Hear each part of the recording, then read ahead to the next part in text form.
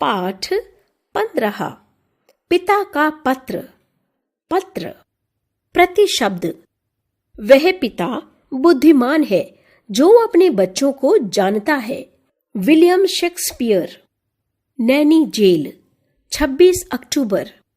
प्रिय इंदु, जन्मदिन पर तुम्हें कई उपहार मिलते रहते हैं, शुभकामनाएं भी मिल रही हैं, पर मैं इस जेल में बैठा तुम्हें क्या उपहार भेज सकता हूं? हाँ, मेरी शुभकामनाएं सदा तुम्हारे साथ रहेंगी। क्या तुम्हें याद है कि जॉन ऑफ आर्क की कहानी तुम्हें कितनी अच्छी लगी थी? तुम स्वयं भी तो उसी की तरह बनना चाहती थीं, पर साधारण पुरुष स्त्रियां इतने साहसी नहीं होते। वह प्रतिदिन के कामों, बाल बच्चों और घर की चिंताओं में ही फंसे रहते हैं। परंतु एक समय ऐसा आता है कि किसी महान उद्देश्य की पूर्ति के लिए सभी लोगों में असीम उत्साह भर जाता है।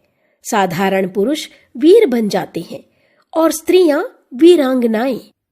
आजकल हमारे भारत के इतिहास का निर्माण हो रहा है। बापूजी ने भारतवासियों के दुखों को दूर करने के लिए आंदोलन छेड़ा है। मैं और तुम बहुत ही भाग्यशाली हैं कि यह आंदोलन हमारी आंखों के सामने हो रहा है और हम भी इसमें कुछ भाग ले रहे हैं।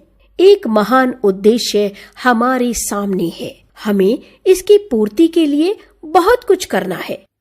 अब यह सोचना है कि इस महान आंदोलन में हमारा कर्तव्य क्या है।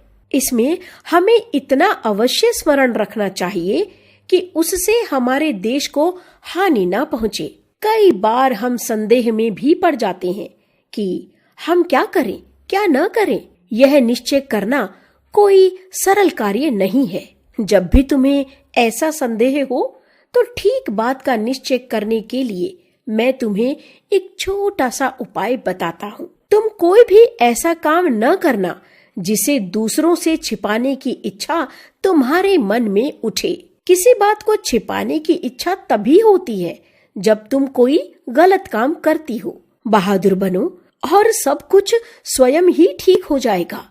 तुम ऐसी कोई बात नहीं करोगी जिससे तुम्हें डरना पड़े या जिसे करने में तुम्हें लज्जित होना पड़े। तुम्हें यह तो मालूम ही है कि बापूजी के नेतृत्व में स्वतंत्रता का जो आंदोलन चलाया जा रहा है उसे छिपाकर रखने जैसी कोई बात नहीं है। हम तो सभी काम दिन के उजाले में करते हैं। अच्छा बेटी, अब विदा। भारत की सेवा के लिए तुम बहादुर सिपाही बनो, मेरी शुभकामना है। तुम्हारा पिता जवाहरलाल। यह पत्र हमारे भारत देश के प्रथम प्रधानमंत्री स्वर्गीय श्री जवाहरलाल नेहरू ने अपनी पुत्री इंदिरा गांधी को उनके 13वें जन्मदिन के अवसर पर नैनी जेल, इलाहाबाद से लिखा था। सीख। हमें ऐसा कोई कार्य नहीं करना चाहिए जिससे हमें डरना पड़े या लज्जित होना पड़े। शब्द संपदा।